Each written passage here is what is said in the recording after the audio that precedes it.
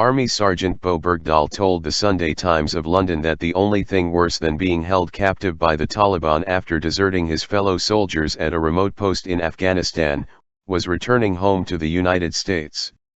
Bergdahl, who pled guilty last week to desertion and misbehavior before the enemy, told the Times that in Afghanistan he knew what to expect from his captors, but felt ambushed by those who didn't understand his rationale for leaving his unit, once he returned to the United States.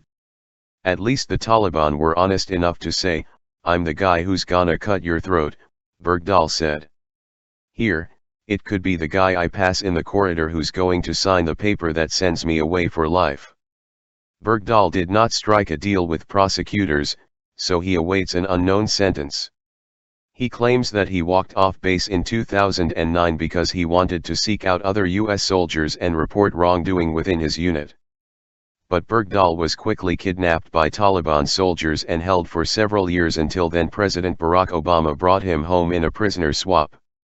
Bergdahl claims he was tortured and kept in a tiny metal cage. "The cage was suspended off the ground and the bars cut into my feet," Bergdahl told the Times. "That's why I ended up having permanent nerve damage. After the first winter in the cage, I lost the feeling in my feet." Obama's decision was controversial, particularly since several other soldiers were wounded when they went out to try to locate Bergdahl as part of a search party. In addition to being misunderstood, Bergdahl also says he's been hurt by the president's tough words.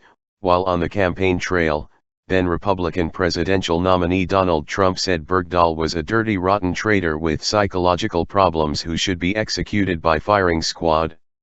"He's a politician," Bergdahl said in his interview, "but I know I can't convince the people who say, just string him up and shoot him. So you just move on." When asked if he was hurt by the statements, Bergdahl replied, "Yes.